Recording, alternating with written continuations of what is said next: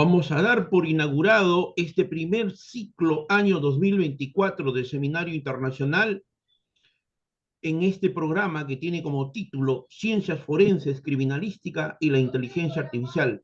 La misma que está a cargo de la doctora Heidi Piedad Hernández Inigo.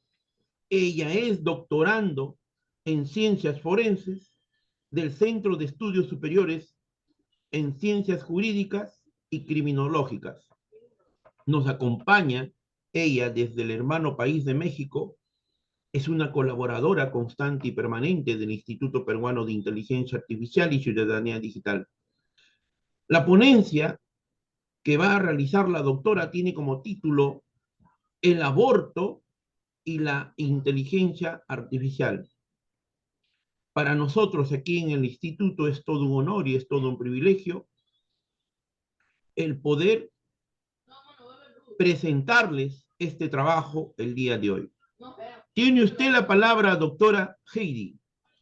Muchísimas gracias, es un honor estar con ustedes y pues bueno, hoy vamos a hablar efectivamente sobre el aborto y la inteligencia artificial, pero no lo vamos a ver como un tema en sí, sino vamos a verlo como desde una problemática en la tipificación del delito, así como dentro de la inteligencia artificial nos puede ayudar a tener ciertas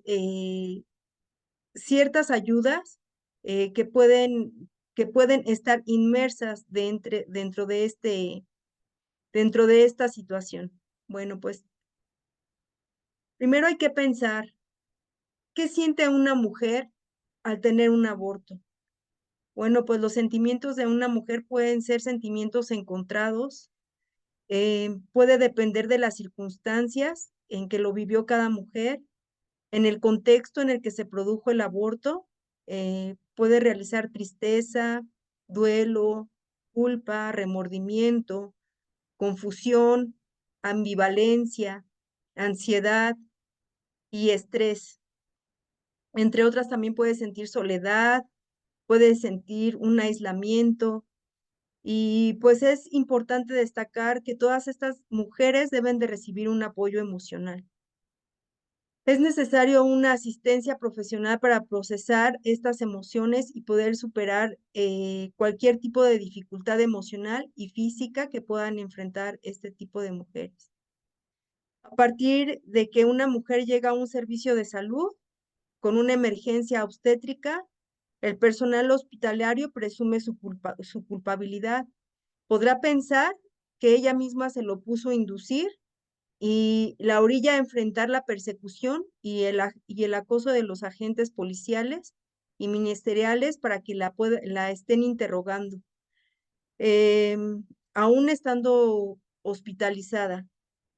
O también pueden acudir a su domicilio en las debidas órdenes de cateo.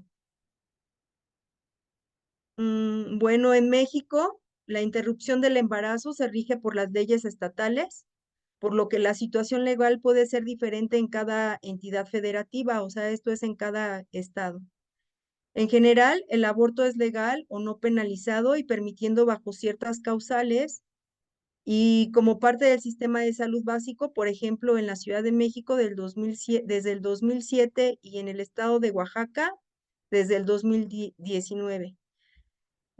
Solamente es en diferentes circunstancias, ¿no? Por ejemplo, dentro de las primeras 12 semanas de gestación o que en el Estado de México el aborto está penalizado en la mayoría de los casos, salvo en situaciones especiales como de violación, riesgos para la vida, malformaciones fetales graves, etcétera. Bueno, pues las mujeres que son señaladas ante esta situación de abortos o partos fortuitos son acusadas de delito como infanticidio u homicidio calificado, las cuales son denunciadas por personal del hospital o por familiares o por la misma pareja, siguiendo un indebido proceso plagado de irregularidades, de violaciones permeadas por estereotipos de género, por lo cual enfrentan penas más severas y condiciones de injusticia. Nosotros en México tenemos un principio que es el presunción de inocencia Es un principio básico donde en el derecho penal se debe presumir que una persona es inocente hasta que se demuestre su culpabilidad más allá de toda duda razonable. La carga de probar la culpabilidad de esta persona recae completamente en el sistema de justicia y el acusado no tiene la carga de probar su inocencia. La presunción de inocencia no es una determinación de inocencia, sino más bien una colocación de la carga de la prueba enteramente sobre el mismo sistema de justicia. Por otra parte, el principio de presunción de inocencia está compuesto por 3 dimensiones, de manera en que se determina la responsabilidad penal y la carga de la prueba.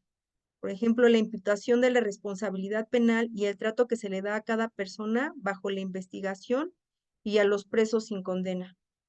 Se puede localizar 3 objetivos de la prisión preventiva, perdón, como la presunción de inocencia, como un protector de los derechos de las personas, como un mecanismo para que no haya un abuso de autoridad y la comprobación plena de la conducta. La presunción de inocencia es un derecho que puede calificarse de poliédrico, en el sentido de que tiene múltiples manifestaciones o vertientes relacionados con garantías encaminadas a regular distintos aspectos del proceso penal. Una de estas vertientes se manifiesta como regla probatoria. En la medida en que este derecho establece las características que debe de reunir los medios de prueba y que quien debe aportarlos para poder considerar que exista la prueba de cargo válida y destruir así el estatus de inocente que tiene todo procesado, es el Ministerio Público.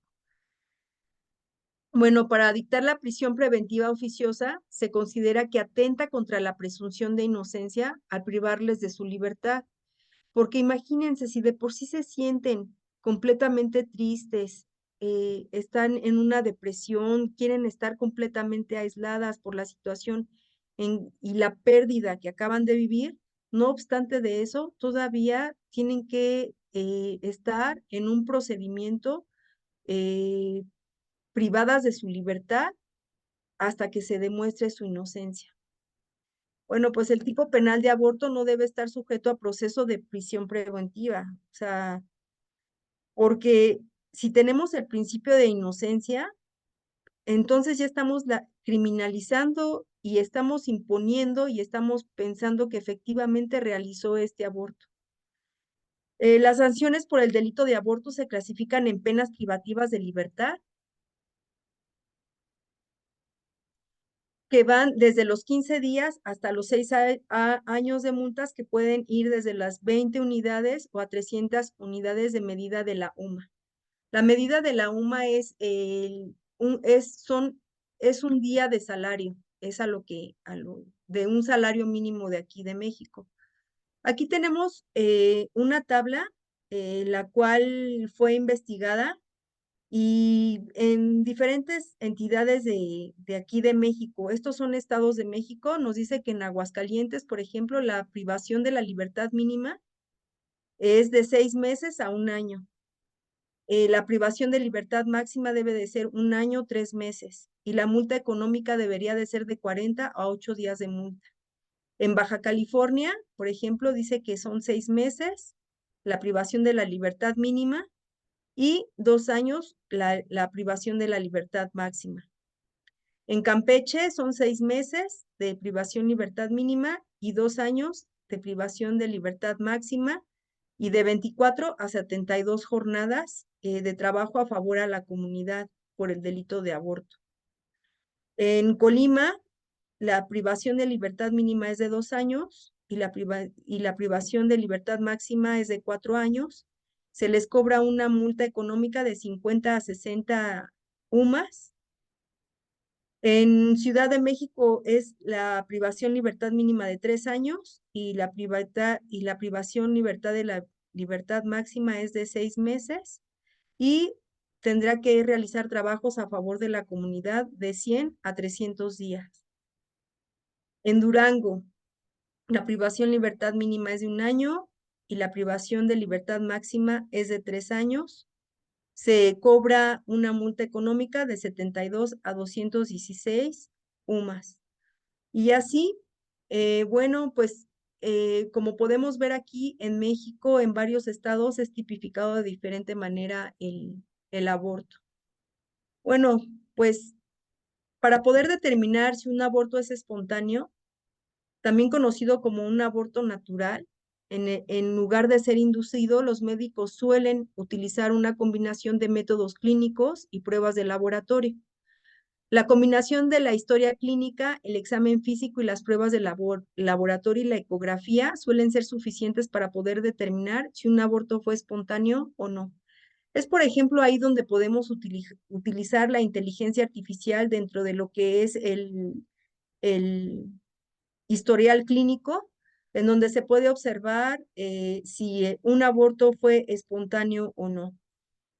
El 10 a 20% de todos los embarazos, en el 75% de ellos es causado por factores genéticos, defectos anatómicos del útero, defecto hormonal del ovario, infecciones de sífilis, climegalovirus, incompatibilidad sanguínea y defectos de espermatozoides. Pero también hay algo que es muy importante recordar, que no toda la gente tiene acceso al sector salud. No toda la gente puede llevar a cabo un expediente clínico para poder demostrar su inocencia dentro de un procedimiento. ¿Y qué va a pasar? Pues que esta persona en lo que investigan va a estar privada de su libertad. Bueno, como ya se los comenté, en esta planilla nos puede mostrar que de 10 a 20% de todos los embarazos y en el 75% de ellos es causado por factores genéticos, defectos anatómicos del útero, defectos hormonales del ovario, infecciones, incompatibilidad sanguínea y defectos de espermatozoides. Pero cuando el aborto es provocado, cuando una persona realmente quiere cometer este hecho, ¿qué agentes pueden utilizar? Pues agentes físicos, como son los instrumentos que se ocupan que son quirúrgicos. Son estos instrumentos médicos también pueden utilizar agentes químicos como oxícos, hormonales, vegetales. También hay personas que se lo pueden inducir si comen apio o ruda, soluciones salinas, prostaglandinas, misopostrol, cáusticos, jabón, permanganato de potasio, una acción indirecta como un traumatismo en el abdomen o una región lumbar, o una contaminación también por el cáncer. Eh, este tipo de agentes físicos que pueden utilizar, obviamente que al realizar este tipo de acciones siempre van a dejar secuelas. Estas secuelas se pueden observar cuando se realizan estudios eh, clínicos o también con un médico forense que va a determinar cómo fue que expulsaron al producto. Bueno, pues también tenemos otro tipo de mecanismos abortivos. Esta puede ser una acción directa operatoria en donde acuden para que puedan extraer al feto y ellos provocan una dilatación por medio de instrumentos dilatadores, ocupan instrumentos punzantes, pueden ser agujas o también pueden ser sondas de caucho en donde estén succionando para poder sacar al producto. Les voy a contar una historia. En el 2018 tuvimos un caso de una chica que se llama Jessica. Ella tenía 18 años de edad. Perdón, en ese entonces tenía 17 años de edad. Fue un mal, fue un número que puse mal, pero tenía 17 años. Fue una víctima de una violación. Ella tenía una parálisis cerebral infantil. Ella padecía crisis convulsivas. Tenía una situación de precariedad económica en la cual vivía ella y su mamá, así como la falta de estructura para apoyar a las personas con discapacidad en México, no permitieron que Jessica fuera capaz de comunicarse por sí misma. De modo que requería los cuidados de su mamá y de su abuela para realizar actividades básicas como comer, o sea, ella no se podía ni siquiera mover. Sin embargo, Jessica tuvo otra crisis convulsiva en donde al llevarla al Hospital General de Tapachula, Chiapas, su abuela y su mamá se enteraron de que tenía 5 meses de embarazo.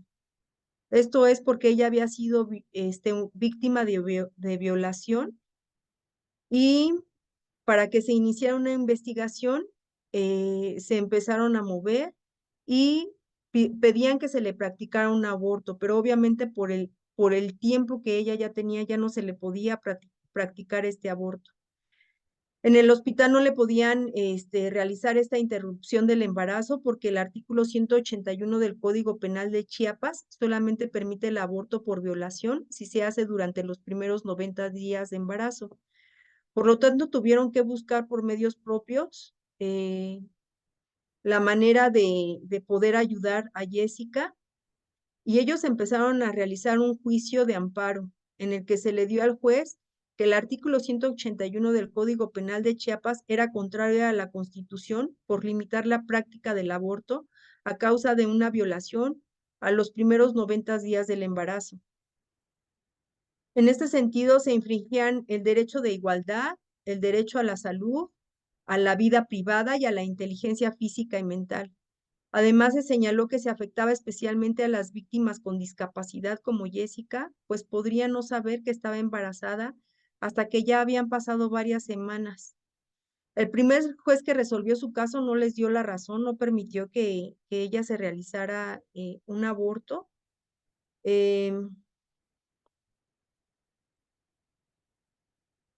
Así que además, el juez le avisó al Ministerio Público para que investigaran a Jessica y a su mamá por la probable comisión del delito de aborto. Dada la importancia que el asunto llegó a la primera sala, pues era la primera vez que se tenía la oportunidad de analizar lo que sucedía en los derechos con las mujeres con discapacidad que tenían un embarazo que es un producto de una violación. La primera sala señaló que el primer juez no había juzgado con perspectiva de género, ni había tomado en cuenta los derechos de Jessica como una mujer con discapacidad que había sufrido violencia sexual, siendo además menor de edad, y también dijo que en negarle el derecho al aborto, el director del Hospital General de Tapachula había ido en contra de sus derechos porque aunque el Código Penal señale que hay un plazo máximo para practicarlo, el hospital tenía la obligación de salvaguardar la salud y la vida de Jessica. El hospital no debió guiarse por lo dicho en el Código Penal del Estado, ya que exigía otras leyes generales que estaban obligadas a conocer, como la Ley General de las Víctimas, que es la NOM 046, en la que no se establece ningún límite temporal para practicar el aborto en circunstancias como las de Jessica, y la Corte determinó la inconstitucionalidad del artículo 181 del Código Penal. Otro caso que les voy a comentar es el de Gabriela. Aquí le vamos a poner un nombre ficticio. Esta chica tuvo un aborto espontáneo, ella tenía 17 años, ella no sabía que estaba embarazada ante el exco que asustó terriblemente, desmayándose con un golpe y que se pegó en la cabeza. Ella cayó en el baño y, ay, permítame tantito. Y ella, pues, tuvo al bebé en el baño. Este, Fue muy lamentable y obviamente la empezaron a señalar, la empezaron a decir que ella había, pues, matado a su bebé. Y bueno, pues,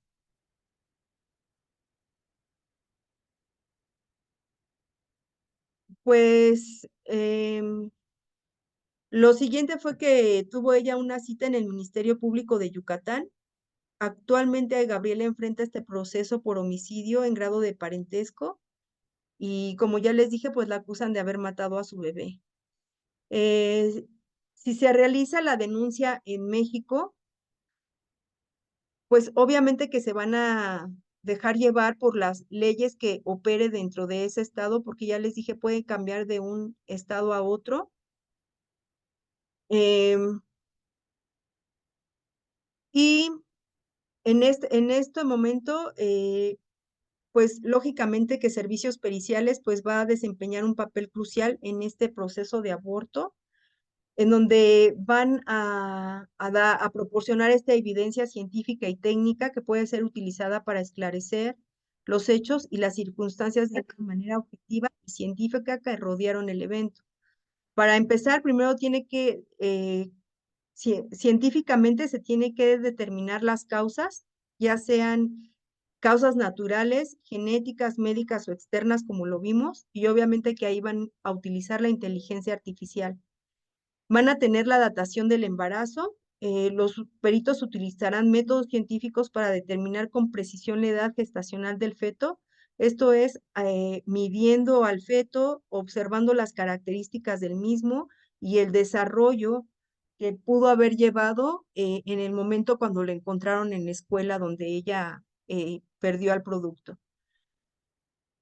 Otra es la identificación de complicaciones como infecciones, anomalías genéticas u otros factores. O sea, a ella le practican estudios ginecológicos. Este análisis forenses, en el caso de aborto ilegal o sospechoso, pueden recabarse también evidencia forense en el lugar de los hechos. Por ejemplo, ahí también se puede utilizar inteligencia artificial. Eh, ¿Cómo es esto? Pues se puede tener una máquina en la cual, precisamente como es un lugar que es muy concurrido porque es una escuela, pueden contaminar la escena del crimen y entre más va pasando el tiempo se va perdiendo la evidencia. Aquí se puede utilizar un software para que pueda tener una cámara fidedigna en la cual en tiempo de segundos pueda dar una vuelta, pueda girar 360 grados y se pueda observar todo lo que había en ese lugar. También,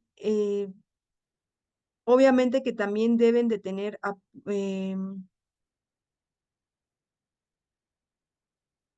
al realizarle también a ella este tipo de estudios, obviamente que también se está forzado a que deben de, a pesar de saber que ella pudo haber cometido este hecho, obviamente que también ella tiene derechos humanos para que puedan a ella resguardar su vida y su integridad. Bueno, pues los peritos al recabar todas estas evidencias presentan los medios de prueba para que la indiciada por el delito de aborto no sea procesada por homicidio, y esto se podría realizar a bases en las siguientes periciales. Pues primero la criminalística, que es en el lugar de los hechos, como ya les comenté, la medicina forense, que también va a ser utilizada la inteligencia artificial para realizar un examen ginecológico, la psicología forense, y el trabajo social en donde van a ver el entorno de esta chica, cómo era que estaba viviendo. Es muy importante que ahora, dentro de lo que tenemos la inteligencia artificial, obviamente que va a disminuir los tiempos en los cuales se pueda realizar una investigación científica. Pero no nada más la inteligencia artificial puede ayudar en estas circunstancias, sino también la inteligencia artificial, también tomando en cuenta los software, también puede dar asesoramiento y toma de decisiones. Esto es, si una chica se encuentra en un embarazo en el cual ella no pueda tener, puede utilizar la inteligencia artificial para que si a ella le diera pena acudir a un centro de salud, la inteligencia artificial, si tiene la información adecuada, puede enfrentar decisiones, ya que la misma, la inteligencia artificial, puede comentarle sobre los riesgos que se puede tomar cuando ella pueda realizarse ese aborto. Y obviamente que estos software necesitan ser precisos y tienen que ser basados en evidencias. Los software pueden tener un análisis de datos en donde la herramienta de inteligencia artificial puede analizar grandes volúmenes de datos y puede ayudarle a ella a saber en diferentes tipos de caso que puedan ser exitosos o puedan ser no exitosos, y ella podría tomar como la solución o podría tomar una decisión en la cual no pudiera arrepentirse, ¿no? También la inteligencia artificial podría facilitarle el acceso a servicios de salud reproductiva, como a través de aplicaciones que se pueden conectar los usuarios con profesionales de salud, proporcionando consultas virtuales o información sobre clínicas que estén cercanas y que puedan también ayudar.